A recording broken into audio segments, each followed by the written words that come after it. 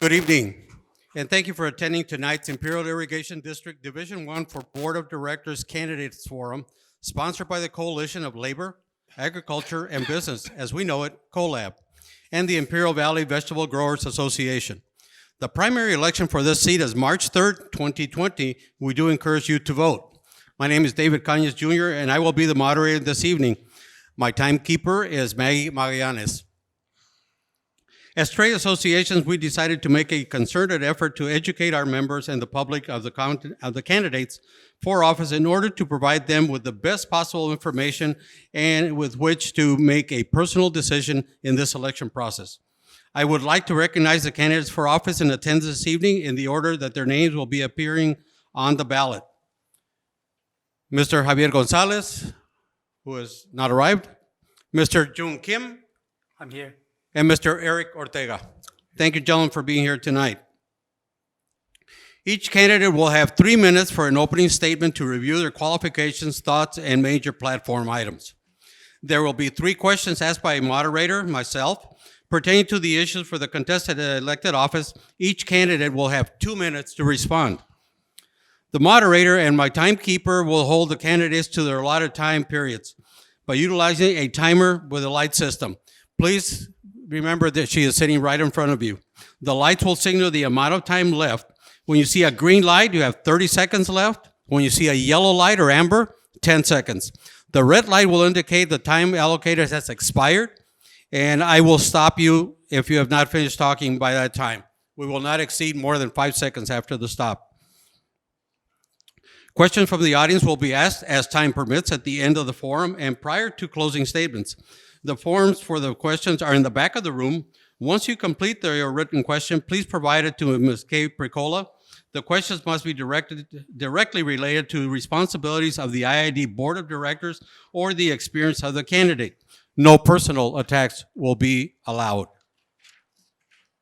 I do want to ask everyone, please, at this time, your cell phones, will you please either turn them off or put them on vibrate?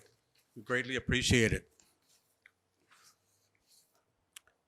A random drawing determines the sequence of the opening remarks, and a random sequence will be followed for questions. Introductions are limited to 3 minutes allotted for each candidate. We will now ask our candidates to start with their 3-minute session, and Mr. Ortega, you will be first. Thank you. I ran for this seat on the IID Board of Directors representing Division 4 in 2016 because I believed that I could make a difference on behalf of the people who live in this dynamic and too often overlooked part of the Imperial Valley. I have used my term on the ID Board to listen and to learn, but also to lead. When Assembly Bill AB 854 was introduced to the Assembly last year, and I saw that it would give Riverside County politicians majority control of the ID Board, I led the fight against it. When the district's ability to serve industrial water users was challenged in court, and the ID Board was threatened with contempt, I did not waver in my decision to defend the public interest, and our board stayed the course and prevailed. I have used my voice and my vote to keep energy rates low and to protect the valley's water rights for the sustained benefit of the people who live here. I have supported agriculture to urban water transfers to this point because I believe the shrink consultancy will be addressed as a condition of those transfers. And that hasn't happened. Now, I am done with studies and will only settle for action, or as one board member, I will oppose these continued transfers to the coast. Because I am not going to experiment with the public's health in order to provide urban water agencies with a resiliency supply. I have a similar view regarding the New River and the decades of inaction that people have had to put up with for too long. I believe that I've made a positive contribution and a difference as a member of the ID Board and here in the community, and I am asking for your vote on March 3rd. Thank you. Thank you, Mr. Ortega. Mr. Kim, 3 minutes, sir. Good afternoon.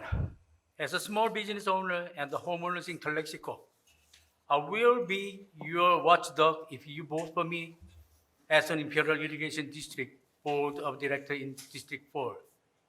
I want complete transparency to safeguard our water and not sell it out of the parties for the personal profit.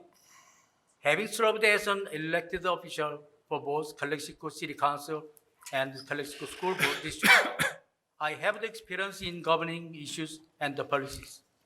The electricity bill is both here and Calexico have been increasing, and it has created financial hardship for many of our senior citizens and the families.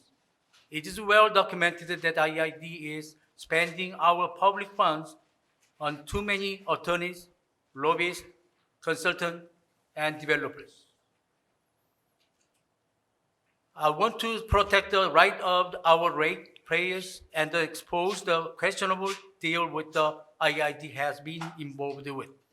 My agenda not selling the public water for personal gain to benefit special interested wealthy groups, keep the water in the valley, more construction jobs for local contractors, and no more special deal with other outsiders. Creating work with economic developing project in agricultural industry, senior discount program, lightening parks and the street, low rates for local residents, promote environmental, and open up IID employment for more local residents. United we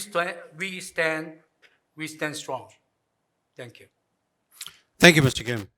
Gentlemen, we're now going to start with the questions. So we'll do the first one, and we will start with Mr. Kim. And the question, sir. The volume of water allocated to the Imperial Irrigation District from the Colorado River is 3.1 million acre feet per calendar year. About 18% of this is transferred contractually outside of the area. In 2026, Bureau of Reclamation will establish new guidelines for water allocation for all 7 states. In the event of a reduction to our volume by any amount, as an elected board member, how would you distribute this reduction to the contractual users to include industry here and to the Imperial Valley in general? 2 minutes, sir. Well, what happens right now under water condition, we cause it ourselves. We're not using our water in agriculture. And we have overlapping our water. It's easy to targeting from the state to take our water out. And they want to have a more right to get the more water from us. And we have to increasing our agricultural activity to consuming water to produce more jobs and economy for the community. Same time, we have a strong voice to have to the state and federal. So what we need, so we have to keep our right of the water to not to reduce it. And also we have to use the money and water wisely for community developing, not like we using the money or fund to just giving the friends away. Thank you. Thank you, sir. Same question, Mr. Ortega. Would you like me to repeat it? Please. The volume of water allocated to the Imperial Irrigation District from the Colorado River is 3.1 million acre feet per calendar year. About 18% of this is transferred contractually outside of the area. In 2026, the Bureau of Reclamation will establish new guidelines for water allocation for all 7 states. In the event of a reduction to our volume by any amount, as an elected board member, how would you distribute this reduction to the contractual users to include industry here and to the Imperial Valley in general, sir?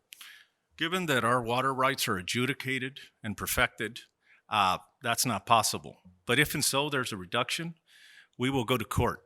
Unless they take some draconian measure, they can't touch our water rights. They're set in stone, and any reduction would be impossible based on where we stand with our water rights.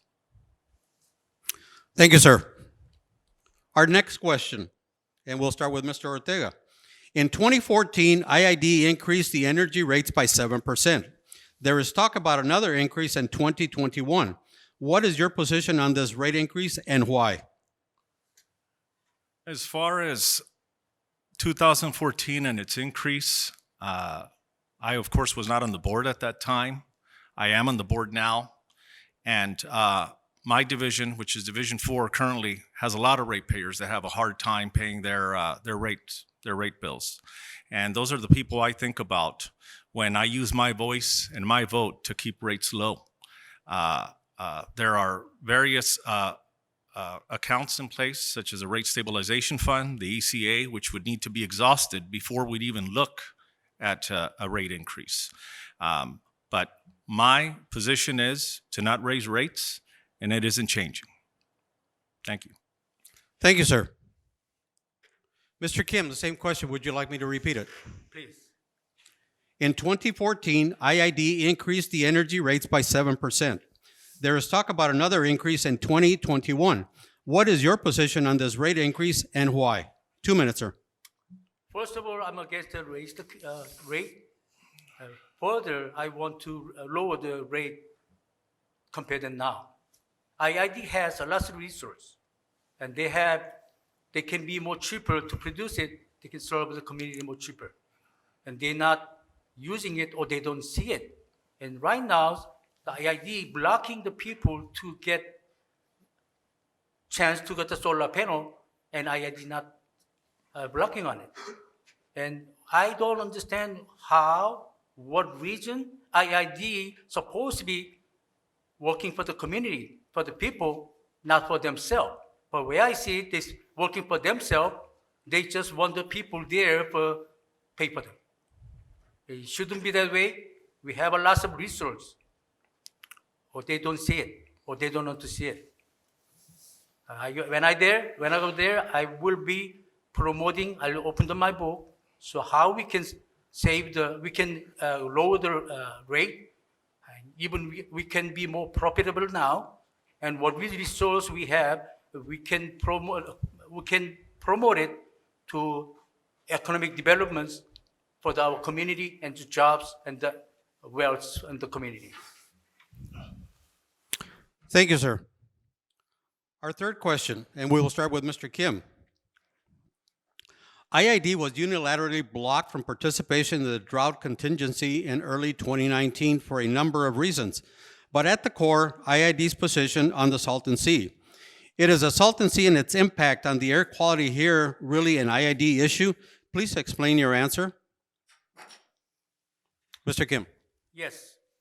As Salton Sea is big issues for the community, and not only for the valley, probably impacting Mexicali, and because we are on the same, surrounded by the mountains. And what happens, what way we want to do it, we're not going to reach any goal, because we're looking for the state and federal fund to solve the problem. But look at the histories.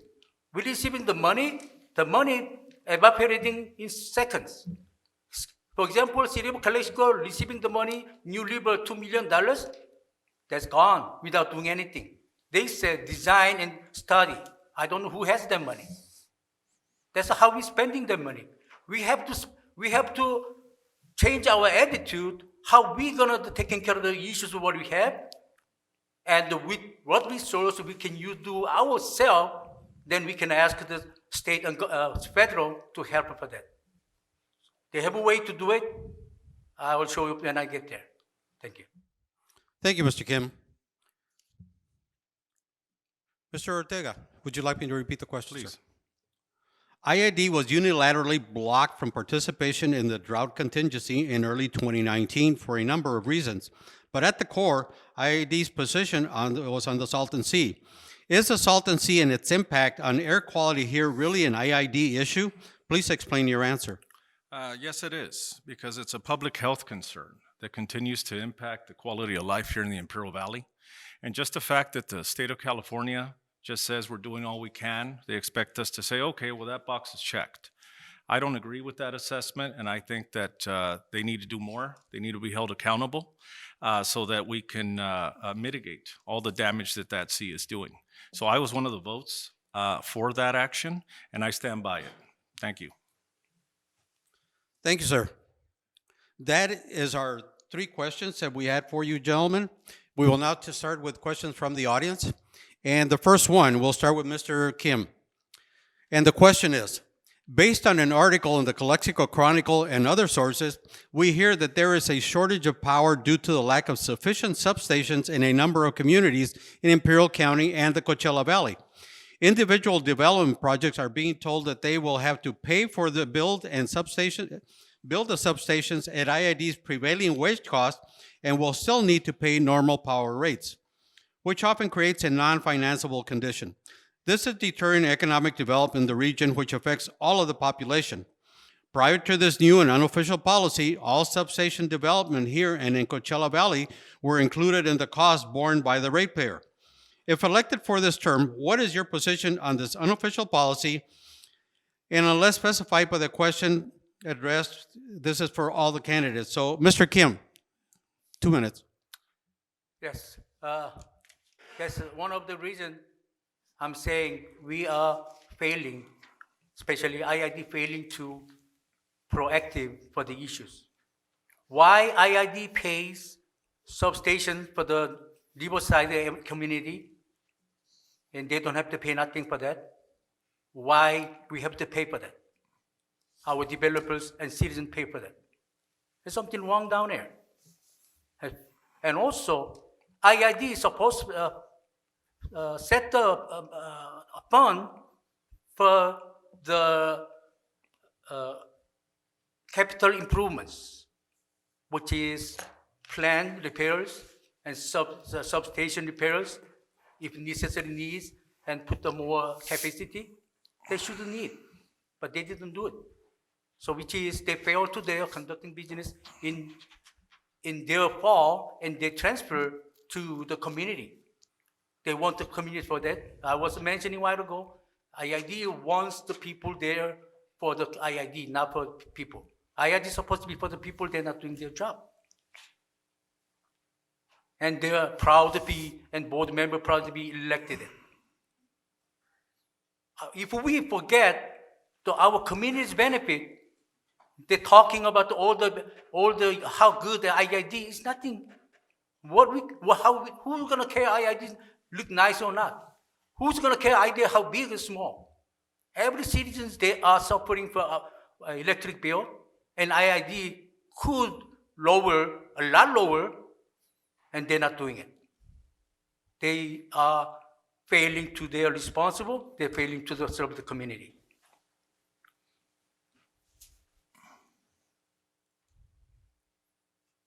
So we should. I talk too much. We talk. We Thank you, Mr. Kim. Keep it. Same question, Mr. Ortega. Would you like me to repeat it, Yes. please? Based on an article in the Calexico Chronicle and other sources, we hear that there is a shortage of power due to the lack of sufficient substations in a number of communities in Imperial County and the Coachella Valley. Individual development projects are being told that they will have to pay for and build the substations at IID's prevailing wage cost and will still need to pay normal power rates, which often creates a non-financeable condition. This is deterring economic development in the region, which affects all of the population. Prior to this new and unofficial policy, all substation development here and in Coachella Valley were included in the cost borne by the ratepayer. If elected for this term, what is your position on this unofficial policy? 2 minutes, sir. Yes. So IID is being asked to upfront the cost for the startup cost for private business. And IID, of course, is not a bank. IID is the people. Asking the people to pay for the infrastructure costs of private business is not right. If it's a real project, if it's a real business, they need to pay, if it's real. If it's a coin toss, and that's why they're asking IID to absorb the cost, well, then they're asking us to speculate with the people's money, which is not something IID does with the people's money. We are a public utility.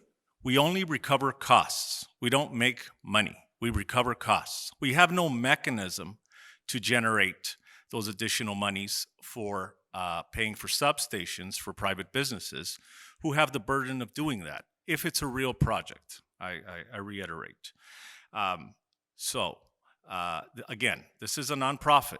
Every time we pay for infrastructure that does not pertain to IID, that adds rate pressure. Rate pressure translate into higher rates for the people. That means your utility bills go up because we are financing the upfront costs of private businesses. And that's not what IID wants. That's not what my commitment to Division 4 is. My commitment is to keep rates low. Again, it's not only Calexico that needs substations. This could ultimately translate to $100 million of substations between here and all the service area. That would then increase rates, and I'm not willing to do that. Thank you. Thank you, sir. Our next question. And this will start with Mr. Ortega on this next one. Late last year, IID voted to initiate negotiations to require a project labor agreement, a PLA, for an all IID work, including that by independent contractors. The last IID project that mandated a PLA was in 2016 for battery storage facility at the El Centro Steam Plant. The added cost for that PLA work was documented at $3.4 million. What is your position of this type of increased cost for IID projects that are highly likely to result in increased costs for the ratepayer? 2 minutes, sir.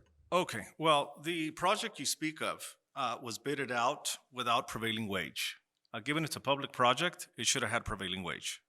In addition to that, the project labor agreement that was brought to the board to enter into a negotiation was brought by me because it's a good thing for the Imperial Valley. It's a good thing for all the ratepayers. It brings, it has local hire provisions.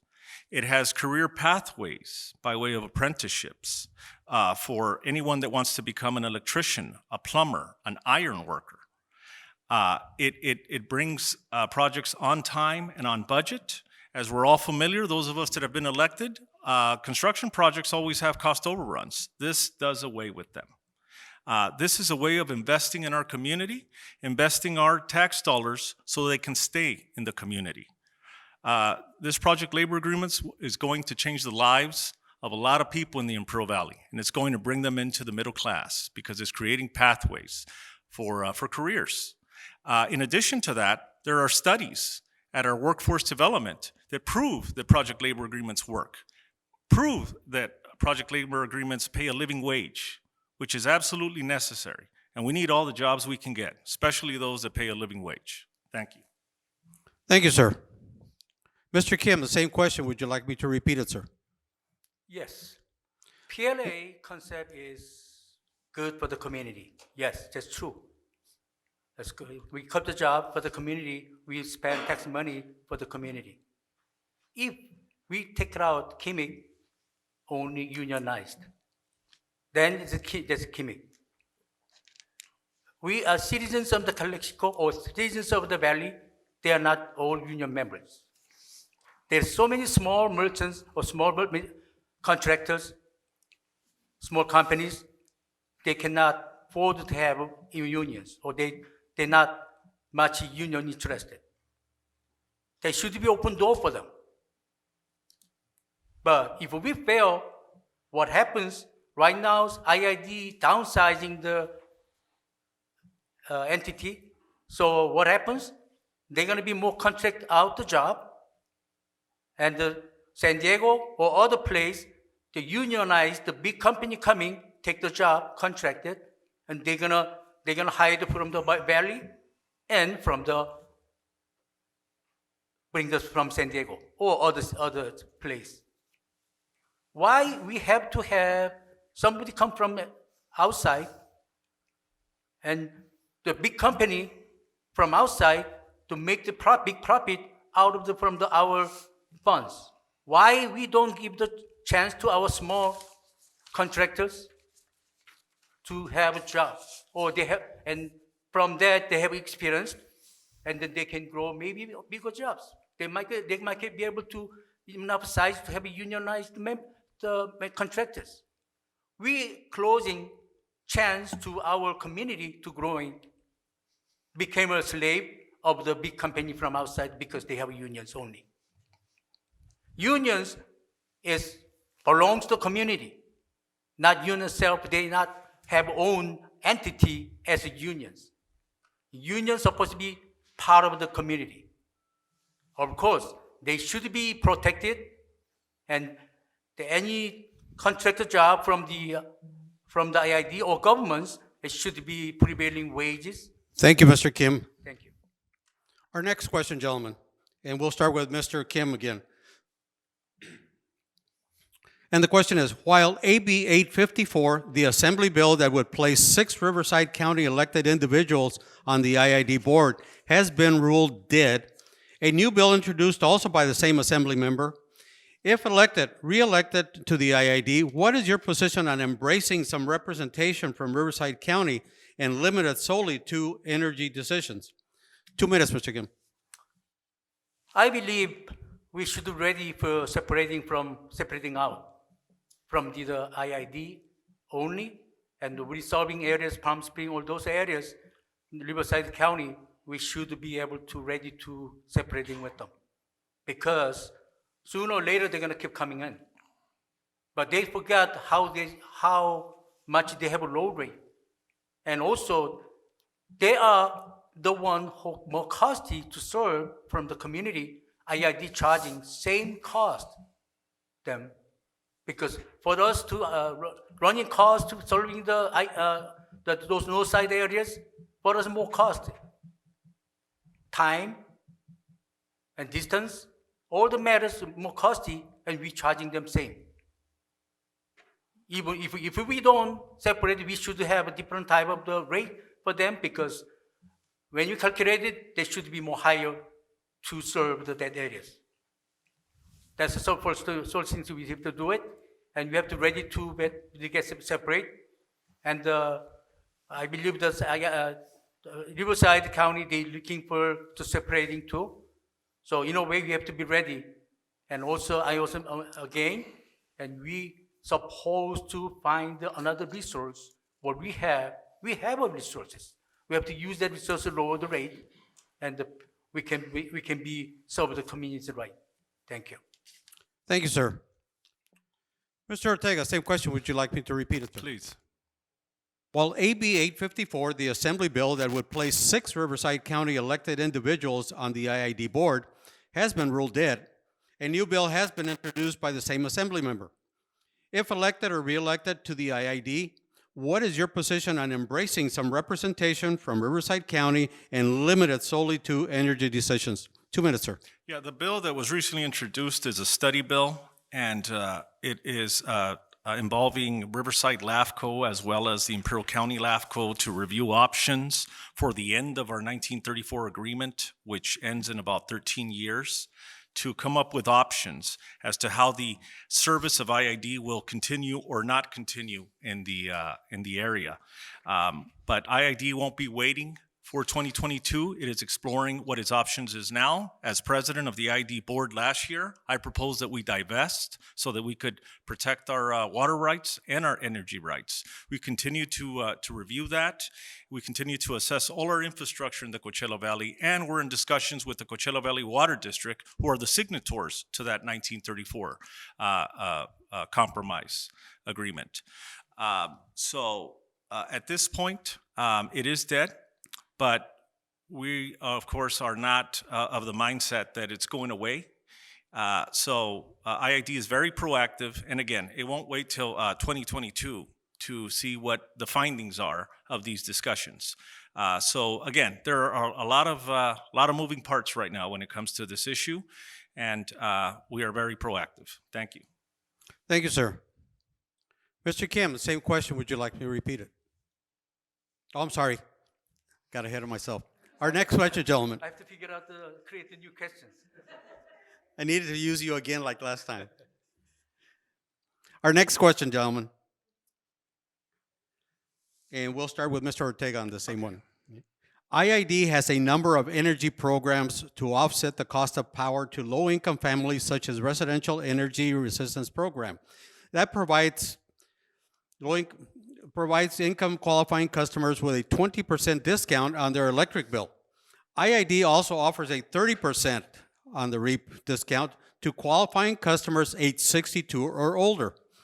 Participants who are 62 or older will need to reapply for REAP every 2 years, while all other participants must reapply annually. Do you believe these programs are known in the community, and what would you do to increase that awareness? 2 minutes, sir. Yes, I've actually taken the initiative of promoting them myself to all of the senior citizen population that we have here in the community, whether it be at where they gather for lunch or at the various residences that they live at. In addition to that, IID also promotes it via web. Of course, not everybody is savvy on computers, but they also do a mailer in the rate bill advising people of these programs. But do I believe that we can do more outreach so that more people are impacted? Absolutely. You can always do more outreach. And that's something we explore, not only in English, but in Spanish as well, since this community is mainly in Spanish. So at this point, I would agree that not everybody knows of those programs because I bring them up all the time. And there are people that say, no, I'm already enrolled, thank you, or otherwise, no, I'd be interested. Do you know if I qualify? And I put them in touch with IID. Thank you. Thank you, sir. Mr. Kim, the same question. Would you like to repeat it? Well, first of all, the question for me is offended. Because IID is supposed to work for the whole community members, not low-income people only, or not seniors only. IID has focused on everybody has a lower rate than now, and they're supposed to go. And after that, they keep the low discount level or help them to, especially senior programs, because they've been working whole years, their life, and then they're living by the Social Security. It's sometimes hardship for them to reach everything and to pay high cost of the bill, even discount. The discount program, I briefly said, is not for the all of them. They put an age, but they have an income level. So if we don't have, we should have some certain level of the whole senior programs to get the discount. And of course, based on lower rate than now, we have issues, we have resources, and IID doesn't want to look at it. And also, IID has afraid to lose job or losing the influence for the community, or shrinking the entity because everybody's using their own power. If IID don't do it, I want to study it in one way and the other. Thank you. Thank you, sir. Our next one, gentlemen, and we'll start with Mr. Kim. And the question is, IID was precluded in 2019 from participation in the drought contingency plan for a number of reasons, but at the core of IID's strong stance on the Salton Sea, while after county initiated an emergency declaration, the state has offered to have a bond issue in November for funding to complete the 10-year plan. However, other than some work funded by the Joint Power Authority, little to no progress has been done. What would you recommend to IID staff to increase the pace of projects at the Salton Sea? Mr. Kim, 2 minutes, sir. Well, again, IID or state, for wherever have a current plan for the Salton Sea, is not going to be function. Cost money, they're going to be evaporating, and so we're not going to see another new river project in Salton Sea. Money going to go away, we're not going to get anything. We should have a different type of the Salton Sea project, taking care of the environmental issues, taking care of the salt, the high percent of the salt, and you can utilize on the Salton Sea for the sustainable economic development plans to change the people's life in Valley. I have another plan. Oh, they will work, and everybody's going to be happy. They're going to be remembered that time, and this time they're going to compare. Thank you. Thank you, sir. Mr. Ortega, the same question. Would you like me to repeat it, sir? Yes. And the question is, IID was precluded in 2019 from participation in the drought contingency plan for a number of reasons, but at the core, IID's strong stance on the Salton Sea. While after the county initiated an emergency declaration, the state has offered to have a bond issue in November for funding to complete the 10-year plan. However, other than some work funded by the Joint Power Authority, little to no progress has been done. What would you recommend to IID staff to increase the pace of projects at the Salton Sea? 2 minutes, sir. At this point, IID has already completed over 2,000 acres of air quality monitoring projects, as well as other air quality projects, including an easement that it granted with the state for 3,700 of species habitat. Even though the 10-year plan is late, we continue to hold the state accountable. But in the end, this is the state's sole responsibility. And IID staff is working diligently and working as hard as they can to make sure that all the playa is mitigated. But in the end, it is the state's responsibility, and IID has completed quite a bit of work. As I mentioned, over 2,000 acres of air quality projects, and as well as the 3,700 acres that it granted an easement for. Thank you. Thank you, sir. Our next question, and we'll start with Mr. Ortega. IID directors are paid about $50,000 a year, plus reasonable travel expenses. If elected or re-elected, would this be your only source of income? Please explain the basis for other income if applicable. 2 minutes, sir. No, it would not. I've been in business in the city of Calexico for over 21 years. I continue to be in business, as all of us that are in business in Calexico know how challenging it is to do business in Calexico, yet we continue to prevail, fortunately.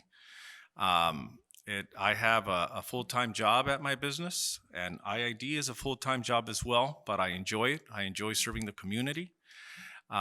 So no, this would not be the only sole source of income. It would be my business, which has always been my income and always will be. Thank you. Thank you, sir. Mr. Kim, the same question. Would you like me to repeat it? Well, I have my own business. Of course, I had a rough time, but right now my first stage has been, I believe, completed. So I'm holding, because election. After election, I'm gonna go to second level of my business. I'm right now preparing the TV advertisements and newspapers. I'm already doing the radio advertisement for my business. Actually, I don't have to have that income to my life. And my son, my kids, they're all grown up. They buying the house. They enough to taking care of themselves. I don't have to do anything for anything besides me and my wife living. We are very cheap cost of living. And what I get the salaries, I'm gonna spend money for the community to make the foundation for the new or the readiness for the future of the Calexico. They can be foundation of the better Calexico. Thank you. Thank you, sir. Our next question, gentlemen, we'll start with Mr. Kim. The question is, the dive team was suspended in October 2018 pending an investigation. One board member who has been a supporter of a reinstatement has publicly stated that it is likely time for the dive team to go. What is your position on the IID dive team as a first responder? Well, IID diving team, before I'm mentioning that any canal is responsibility by IID. So one way or the others, IID has to have adequate the security, and also when they have a problem, we should be able to help or taking care of the issues. If not, we're going to be sued by that, the people. So one way or the other, so we keep the diving team, or the sheriff, they have a diving team, that should be okay. In case of they can be responded. But I don't believe they have it. And also, what I understanding, the diving team, they should have a practice once in a while to preventing some accident. And also, if we keep the diving team, I want to make this some kind of like educational activity for the community, teaching the swimmings, and same time they have own practice, so they can be ready. So physically, they can be ready for doing their jobs. Thank you. Thank you, sir. Mr. Ortega, same question. Would you like to repeat it, sir? Yes. The question is, the dive team was suspended in October 2018 pending investigation. One board member who has been a supporter of a reinstatement has publicly stated that likely time for the dive team to go. What is your position on the IID dive team as a first responder? 2 minutes, sir. Currently, the dive team function at IID is suspended, but has been addressed by way of local authorities, first responders, as well as a private dive team that was retained by IID to address all of these issues. In addition to that, IID is currently in discussions with the Sheriff's Department to contract with them to address this issue as well. So with that, I've mentioned before that the way the dive team is structured now, I can't support it. But if in the future the board feels that it needs to have a dive team ready and it's a different structure, then we can visit that issue then. But at the moment, the way or the path IID has chosen to address this issue, I support. Thank you. Thank you, sir. Mr. Kim, same question. Would you like me to repeat it? Well, I think you heard it if you're done. So do I need to make the question What? for you? This is a different question, sir. So we'll go with the last question. And we'll start with Mr. Ortega. Sure. In January 2020, a new building energy efficiency standard made California the first state to require solar for newly built homes. How will you direct staff to address this Title 24 issue? So Title 24, which was approved by the Energy Commission to address the new development of homes having net zero energy by installing solar panels on homes and multifamilies ranging up to 3 stories, causes a burden on affordable housing, given it increases it by $15,000 to $20,000. So at this point, IID is meeting with the construction associations to address this matter. In addition to that, SMUD, which is the Sacramento utility, currently approached the Energy Commission in actually implementing a model IID is already using by way of Citizens Energy solar development that currently delivers low-cost energy to low-income customers. So as opposed to installing solar panels to address or comply with Title 24, they would receive clean energy from solar development that would come from the utility, as opposed to having to install the costly solar panels on the homes. So that is where we're at this point. It's fairly new, but I think that that's a model that could work, and IID is currently doing. Not with that same structure, but it currently is using a model that SMUD proposed and got approved, but that's still being researched. Thank you. Thank you, sir. Mr. Kim, same question. 2 minutes, sir. Well, my background is electricians. And solar panel, what we're doing right now, that's shady. That's not good for nothing. And we could have a lot of it effectively, and almost we can take care of the substation issues too.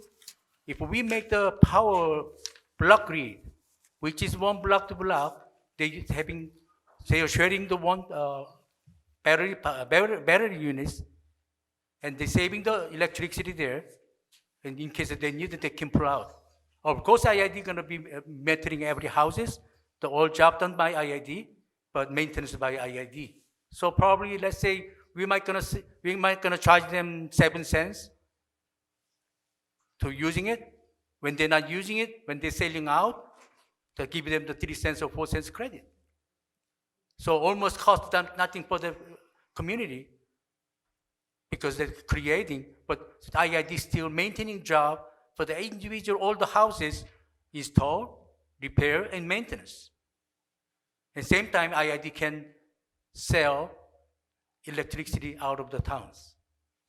And we have to have IID to running like a business. But right now, as IID, they're failing to maintaining our community serve. They always looking for the raise money for the IID. It's not fair for the community. IID has to change change the attitude to serve the community, which is a lot better for the people. Thank you. Thank you, sir.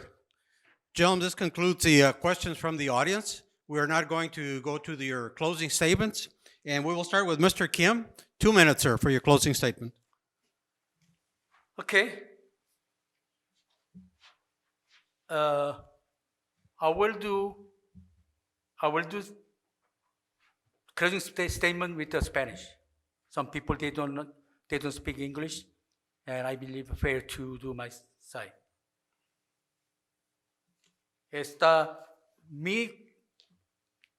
Mi agenda no quieres vender agua para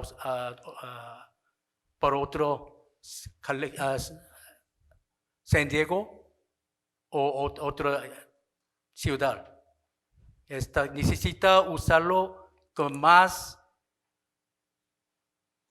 utilizar la agua para comunidad,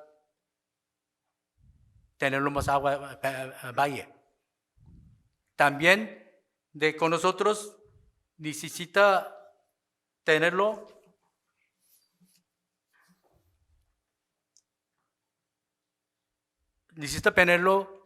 más chances de trabajo de gente. Allí tenemos mucho fondo y Valle tiene muchos recursos. Necesita tenerlo, ese recurso, por la comunidad usarlo. Pero que ahorita no mire qué recurso. Yo tengo mucho bueno. Yo tenía economías, problemas tenía, pero también yo tenía usar lo que yo tengo para progresarlo otra vez. Con nosotros muchos recursos, muchos agricultura, solar, que yo tomo, tiene muchas cosas, tenemos usarlo para servir la comunidad. Ustedes votan conmigo, este proyecto teniendo que cambiando vida de Valle. Thank you, Mr. Kim, for your closing statement, sir. Mr. Ortega, 2 minutes, sir. I am Eric Ortega, and I am running for re-election to the IED Board of Directors representing Division 4. I am a lifelong Calexico resident and independent businessman who believes that the Imperial Valley water and energy resources are for all of us, not just some of us. I have consistently voted to keep energy rates low and preserve the district's autonomy and local rate-making authority. On the Colorado River, I have pressed for state and federal officials for a sustainable Salton Sea and partnered with Imperial County to advance a binational solution for the new river. I didn't run for the ID board to participate in a multi-year legal fight to determine whether water is a public resource or a private property right, or which customer's ID can serve without getting sued. But once that fight became unavoidable, I knew which side to be on, and that was the side of the public. When the litigation is over, and I'm told it will be, I hope that Imperial Valley can heal itself and we can finally figure out that there is really only one side to be on, and that's the side of the valley, and what we can do as a community to make it better. On March 3rd, 2020, I am asking for your vote because I believe in a greater community for all of us, and I want to help build it for the future. Thank you. Thank you, Mr. Ortega. Ladies and gentlemen, we thank each of the candidates and the audience for your participation. We encourage all citizens of Imperial Valley to vote either by the soon-to-be-sent mail ballot, and some have already received it, and at the polls on March 3rd. Thank you and good night.